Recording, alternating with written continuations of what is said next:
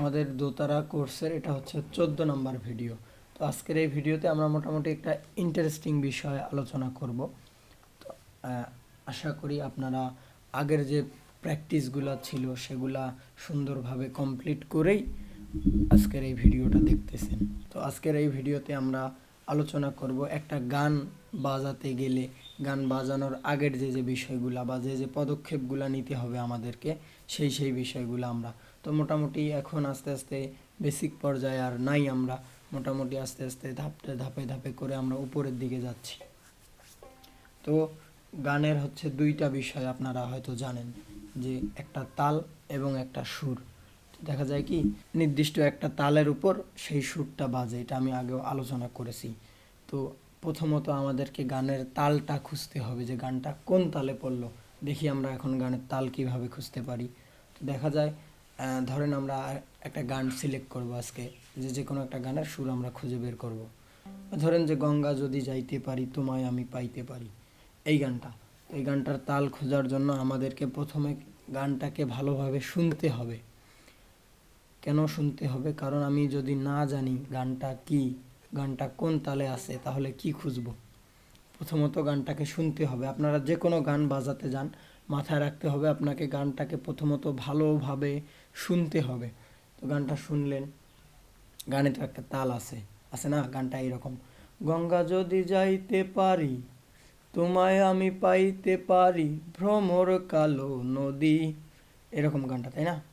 তো এই যে গানে একটা নির্দিষ্ট তাল আছে, গানের যে তালটা আছে, আমার কথাটা মনোযোগ দিয়ে শুনবেন। সেই তালে প্রথমত আমরা গানটাকে গাইবো, এক কথায় সঠিকভাবে। গঙ্গা যদি যাইতে পারি তোমায় আমি পাইতে পারি ভ্রমর কালো নদী, এটা ছিল গানটা। আমাদের করণীয় হবে এখন এই গানের সাথে আমরা যে তালগুলা জানি বা পারি সেই তালগুলা মিলিয়ে দেখব। প্রথমে আমরা এটার সাথে কাহার বা তালটা মিলিয়ে দেখি। তো মেলানোর সময় মাথায় রাখতে হবে যেটা গানের সাথে মিলাবো গানের তালটাকে ঠিক রাখতে হবে। ধরেন যে গানের তালটাকে আমরা এইদিকে ঠিক রাখলাম, যেটাকে মিলাবো যেটার সাথে সেটাকে এইদিকে, অর্থাৎ দুইটা জিনিসকে ঠিক রাখবো, রেখে দুইটা একসাথে পাশাপাশি করে দেখব, যদি আসলে যায় তাহলে ওইটা ওই গানেরই তাল। আশা করি বিষয়টা বুঝতে পেরেছেন। তো আমরা প্রথমে দ্রুত কাহার বা এটা দেখি। এই তালটা ছিল কীরকম, পা সা পা পা সা, পা সা পা পা সা, এইরকম তালটা, তাই না? পা সা পা পা সা, এটা ছিল গানটার তালটা। তো আর গানটা ছিল কীরকম, গঙ্গা যদি যাইতে পারি, দেখেন যাচ্ছে না, পা সা পা পা সা, পা সা পা পা সা। আর গানটা যদি আমি অরিজিনাল তালে গাইতে যাই, গঙ্গা যদি যাইতে পারি, একটা দোলানি দোলানি ভাব, গঙ্গা যদি যাইতে পারি তোমায় আমি পাইতে পারি ভ্রমর কালো নদী, এটার সাথে যাচ্ছে না। আমি যদি এটার সাথে গাইতে চাই তাহলে কিরকম হয় দেখেন, পা সা পা পা সা, গঙ্গা যদি যাইতে পারি তোমায় আমি দেখেন এটা কিরকম হয়ে গেল, যে গানের অরিজিনাল যে তালটা সেটা আর থাকতেছে না, কারণ আমরা কি অরিজিনাল তালে গানটাকে বাজাচ্ছি না। এরপরে দেখি আমরা দ্রুত দাদরা তালে, দ্রুত দাদরা কিরকম, সা পা সা সা সা পা সা সা সা পা সা সা, গঙ্গা যদি যাইতে পারি তোমায় আমি পাইতে পারি ভ্রমর কালো নদী, মিলে গেল। আপনাদেরকে একটা টিপস দেই, সেটা কীরকম, যেগুলো গানে দেখবেন একটু দোলানি আছে সেগুলো জানবেন দ্রুত দাদরা তাল, আর যেগুলো একটু দ্রুত দ্রুত গানের কথাগুলো হয়, যেমন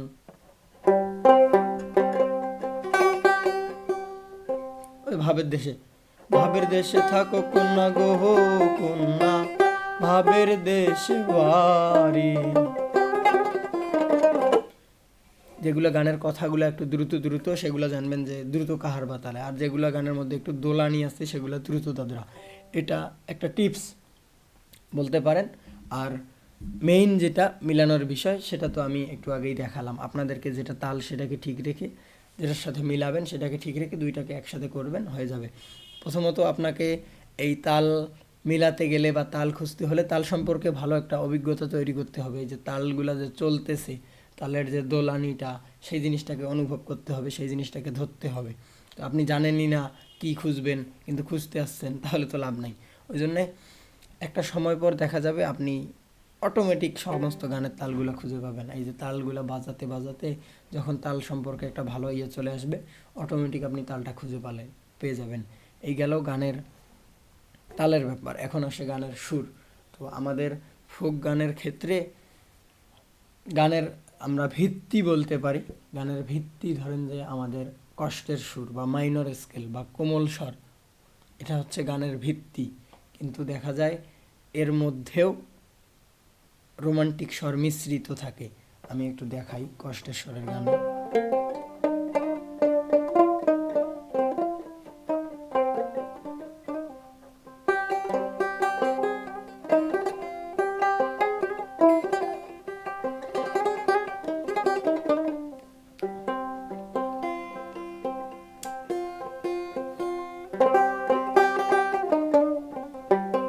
তো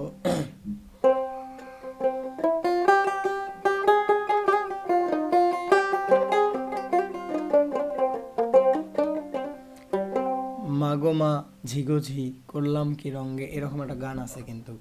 তো এই গানটার যখন শুরু হয় তখন দেখেন মাগো মা গা মা পা, দেখা যায় না যায়, নোটগুলো সঠিক জানি না, হাতের দিকে একটু ফলো করবেন তাহলে হবে। গা মা পা গা, গা মা পা, এখানে গাটা শুদ্ধ, মাটা শুদ্ধই, এরপরে পা শুদ্ধ কোমল দুইটার সাথে যায়। এই যে প্রথমের যে স্বরটা মাগো মা, এই স্বরটা তার মানে কি রোমান্টিক স্বর, সবগুলা রোমান্টিক নোট, শুদ্ধ নোট। গামা পা মাগো মা, মাগো মা জিগো জি, এই যে দেখেন জিগো জি, কোমল নোটের ব্যবহার, কোমল ধায়ের ব্যবহার, শুদ্ধ ধাইটা কোমল ধা। মাগো মা জিগো জি করলাম কি রঙ্গে, ভাঙ্গা নৌকা বাইতে আইলাম গঙ্গে। দেখেন এই যে মাগো মা, এইটুক শুধুমাত্র শুদ্ধ স্বর। আমাদের গানটার ভিত্তি হচ্ছে কি কষ্টের স্বর, অর্থাৎ গানটাতে অধিকাংশ বা বেশিরভাগ নোটগুলা কষ্টের স্বর ব্যবহার হবে। কিন্তু শুরু হয়েছে গা থেকে, শুদ্ধ গা, গামা পা, এই যে এইটুক স্বর, এটা গেল রোমান্টিক। এর পরবর্তীতে বাকি যেটা সেটা দেখেন কষ্টের, জি জি গো জি, জি গো জি, জি গো জি, পা কোমল ধা করলাম করলাম, মাটাও এই যে মা যেটা আছে না, এটা কষ্টের নোটের সাথে ব্যবহার হয় সচরাচর। রং রঙ্গে ভাঙ্গা নৌকা বাইতে আইলাম গঙ্গে। এই বাকি দেখেন কোমল গা, এই যে পা পা ধা, এই যে কোমল নি রঙ্গে। সাধারণত সা এবং মা, দুঃখিত, সাধারণত আপনাদের রে এবং মা এই দুইটা নোট কষ্টের সুরের সাথে ব্যবহার হয়। তো আমরা কি বুঝতে পারলাম, একটা গানের মধ্যে শুদ্ধ স্বর কোমল স্বর মিশ্রিত থাকতে পারে, কিন্তু গানটার ভিত্তি ধরেন যে কষ্টের সুর বা রোমান্টিক সুর হতে পারে। তো আমরা এটা বুঝবো কিভাবে কষ্টের সুর না রোমান্টিক সুর। অধিকাংশ নোট যদি কোমল স্বর হয়, যেমন বিশেষ করে গা, যদি কোমল গায়ের ব্যবহার হয় তাহলে ওটা কষ্টের সুরের গান। যদি কোমল গায়ের ব্যবহার থাকে গানে, কষ্টের সুরের গান। তো এই গেল সুরের ব্যাপারটা। আপনারা এখন বলতে পারেন যে আমি সুরগুলো কিভাবে খুঁজে পাবো। তো সুরগুলো খুঁজে পেতে আরও সময় লাগবে। আমরা সামনে যখন সুরের সেন্স নিয়ে আরও বিস্তারিত প্র্যাকটিস করব, বিস্তারিত বিষয়গুলোকে আলোচনা করব, তখন জিনিসগুলো আপনি আরও সহজেই বুঝতে পাবেন। তো এই গেল মোটামুটি গানের ব্যাপার। দেখা যায় আমি তালটাকে খুঁজে পেলাম, এর পরবর্তীতে আমার সুরের সেন্স হয়ে গেলে আমি সুরগুলোকে খুঁজে পেয়ে সেই অনুযায়ী বাজালাম, আমার গানটা শেষ।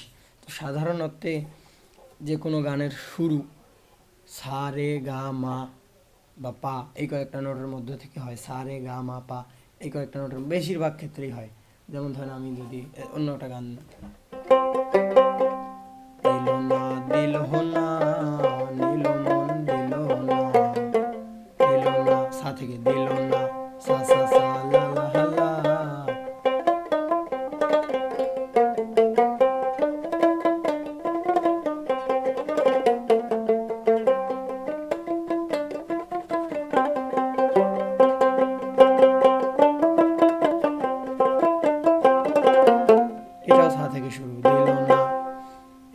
বকুল ফুল বকুল ফুল সা সা রে মামা সা রে মামা। এক কথায় আপনার এই টেকনিকটা 100 ভাগ না হোক 90 ভাগ গানের ক্ষেত্রে এই টেকনিকটা হয়, আর কিছু কিছু কয়েকটা গান অন্য অন্য নোট থেকে হয়, তাও খুব কম। শুরু সবসময় ওই সা রে গা মা পা এর মধ্যে থেকেই হয়। তো এটা জিনিস জানতে পারলেন। যে কোনো গান একটা শুরু করবেন তো আপনাদেরকে অবশ্যই মাথায় রাখতে হবে গানটাকে ভালোভাবে প্রথমত শুনবেন, যে গানটা বাজাতে চান, শুনে তালের বিষয়টা দেখলেন, সুরের বিষয়টাকে অনুভব করলেন, কোন সুর কী সুর। তো এর পরবর্তীতে আপনি যখন গাইতে আসবেন আপনার দোতারাতে 2 নাম্বার বা সুর তার আমরা যেটাকে বলি সেটাতে একটা টোকা দিলেন, দিয়ে সেটার সাথে গুনগুন করলেন, গলাটা স্কেল নিয়ে আসলেন, নিয়ে এই স্কেল একবার গাইলেন, এমন যদি হতো আমি পাখির মতো। স্কেলে আছে এখন, এই স্কেলে আমি গানটা খুঁজবো এখন, সা এমন এমন সা সা এমন যদি হতো আমি পাখির মতো, উড়ে উড়ে বেড়াই সারাক্ষণ, এমন যদি হতো আমি পাখির মতো, উড়ে উড়ে বেড়াই সারাক্ষণ। তো এই হচ্ছে বিষয়টা। প্রথমে কি গানটাকে শুনলেন ভালো করে, এরপরে স্কেলে গেয়ে নিয়ে তালটাকে খুঁজে নিলেন, নিয়ে এর পরবর্তীতে যখন সুর খুঁজতে আসবেন, আমি এই বিষয়গুলা এই সুরের বিষয়গুলো এই ভিডিওতে না আলোচনা করি, সুর নিয়ে আলাদা করে বিস্তারিত ভিডিও আসবে। তো সেই অনুযায়ী আপনারা গানটা বাজাবেন। আরেকটা কথা বলা হয়নি, যেমন ধরেন গানটা যদি আস্তে আস্তে চিল্লানোর দিকে যায়, অর্থাৎ বকুল ফুল গানের ক্ষেত্রে যদি বলি, আমার জামাই ধান আস্তে আস্তে কি একটু চিল্লানোর দিকে যাচ্ছে না, তো ওই চিল্লানোর দিকে বিশেষ করে পা থেকে শুরু করে, এই পা থেকে শুরু করে এই উপরের যে ছাটা আছে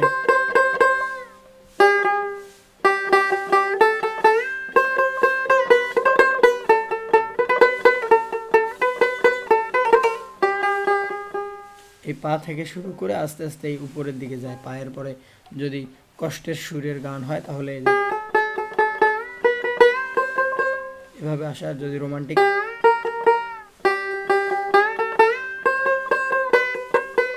এরকম করে আর কি আসে। তো এই টেকনিকটাও কি বলে 100 ভাগ না, এগুলো 80 ভাগ 90 ভাগ গানের ক্ষেত্রেই এই সেম জিনিসটাই হয়। তো আপনারা এই জিনিসগুলো আরও ভালোভাবে বুঝতে পারবেন যখন সুরের সেন্সগুলো তৈরি হবে। তো আপনারা প্র্যাকটিস কন্টিনিউ করেন, আশা করি ভালো কিছুই হবে। যারা ইউটিউব থেকে দেখছেন ভিডিওটা বা ফেসবুক থেকে দেখছেন, তাদেরকে কিছু কথা বলা দরকার। দেখা যায় কি আমাদের এটা একটা শখের জিনিস। তো দেখা যায় আমাদের বাংলাদেশের মানুষের, আমরা যে গড় বেতনের কথা চিন্তা করি মাসিক, এটা 12 থেকে 15 হাজার এর ভেতরে। তো দেখা যায় এর মধ্যে সাংসারিক সকল কাজপত্র বা সাংসারিক সকল ব্যয় বহন করে আমাদের শখের পিছনে প্রতি মাসে 1 বা 2 হাজার টাকা ব্যয় করার মতো একটা অবস্থান হয়ে ওঠে না। তো সেই দিকটা বিবেচনা করেই আমি এই দোতারার উপর একদম বেসিক থেকে শুরু করে একটা কোর্স নিয়ে এসেছি। মোটামুটি আমাদের এই কোর্সের মূল্যর কথা যদি বলি, এটা একটা নামমাত্র মূল্য, জাস্ট আমি এটার পেছনে সময় দিয়েছি, পরিশ্রম করেছি। দেখা যায় আমি যে ভিডিওগুলো বানাচ্ছি, ক্যামেরার সামনে রাখলাম, কথা বললাম, হয়ে গেল এমনটা না। আমি ভিডিওতে কি বলবো, প্রপার রিসার্চ কীভাবে শেখালে জিনিসটা সহজেই আয়ত্তে আসবে, জিনিসগুলোকে এভাবে এভাবে করে সাজানো, সেটার পেছনে ভিডিও করা, এডিট করা, এটার পেছনে আমি সময় দিয়েছি বা পরিশ্রম করেছি, সেটার একটা মূল্য স্বরূপ নামমাত্র একটা মূল্য রেখে আমরা কোর্সটা দিতে পাচ্ছি, যাতে আমরা অনেকেই ভাই এটা আমরা শখ করে শিখি। ওই যে বললাম, তো আসলে শখের পিছনে খুব একটা ব্যয় করার সামর্থ্য হয় না, মোটামুটি স্বল্প মূল্যে যাতে আপনি জিনিসগুলো শিখতে পারেন, এভাবেই জিনিসটাকে সাজানো। তো দেখা যায় ভিডিও দেখে শিখতেছেন, এখন আপনার শেখার পর্যায়ে, এখনই কিন্তু সমস্যা হয়। তো যদি আপনি জানতেন পারতেন, আমার এই ভিডিওটা দেখতেন না। শিখবেন, শিখতে গেলে সমস্যা হবে, এটাই স্বাভাবিক। তো ভিডিও দেখলেন, কোথাও বুঝলেন না, আমাকে নক করলেন, আমি সেটার সমাধান দিয়ে দিলাম। এক কথায় মোটামুটি একটা গাইডলাইনের যে ব্যাপার আছে, যে শুরু থেকে শুরু করে কিভাবে জিনিসগুলোকে ধাপে ধাপে শিখে আসবেন, সেই গাইডলাইনটা, এর পরবর্তীতে কখনো কোথাও সমস্যা মনে হলে সেটার সমাধান। ধরুন আপনি ভিডিও দেখে প্র্যাকটিস করতেছেন, ছোট ছোট করে প্র্যাকটিসের ভিডিও আমাকে পাঠালেন, আমিও দেখে তখন বলতে পারবো কোথাও ভুল ত্রুটি আছে নাকি, ভুল ত্রুটি থাকলে সেটার সমাধান দিয়ে দেব। এভাবে করেই কোর্সটা হয়। মোটামুটি আমাদের এই কোর্সের যারা জয়েন করতে চাচ্ছেন, যে শিখবেন, হতাশায় ভুগতেছেন অনেক দিন যাবৎ, আর অনেকে ইউটিউব দেখে শিখে তাল, সারেগামা ইত্যাদি এগুলো বাজাতে পারে, কিন্তু মেইন যেটা বিষয় সুরের ব্যাপার, এর পরবর্তীতে ঝংকার, অলংকার ইত্যাদি ইত্যাদি এই বিষয়গুলা দেখা যায় যে সহজেই আয়ত্তে আনতে পারে না। তাদের জন্যই বিশেষ করে এই কোর্সটা সাজানো। এই কোর্সে মোটামুটি একদম বেসিক থেকে আসলে শেখার তো শেষ নাই, মোটামুটি একটা পর্যায়ে নিয়ে যাওয়া পর্যন্ত সমস্ত কিছুই আছে। আর আমাদের এই কোর্সের মোটামুটি ভিডিও আসতেই থাকবে। মিউজিকের পরিধি কিন্তু ব্যাপক, মিউজিকে শেখার শেষ নেই। তো দেখা যায় সেই দিকটা বিবেচনা করেই আমরা এই কোর্সটাকে এমনভাবেই সাজিয়েছি। ধরেন আমাদের মিউজিক সম্পর্কে নতুন নতুন অভিজ্ঞতা হতে থাকতেছে, সেই ভিডিওটা আপলোড দিতেই থাকতেছে। ওই যে ডিপ লার্নিং, আমি জিনিসটার পেছনে যেহেতু সময় দিয়েছি যাতে মানুষ এটা থেকে শিখতে পারে, এরকম করেই জিনিসটা করা। তো যারা জয়েন করতে চাচ্ছেন স্ক্রিনে দেওয়া নাম্বারে যোগাযোগ করলে আমাদের এই কোর্সে জয়েন করতে পারবেন। তো ভালো থাকবেন সবাই, দেখা হবে পরবর্তী কোনো ভিডিওতে।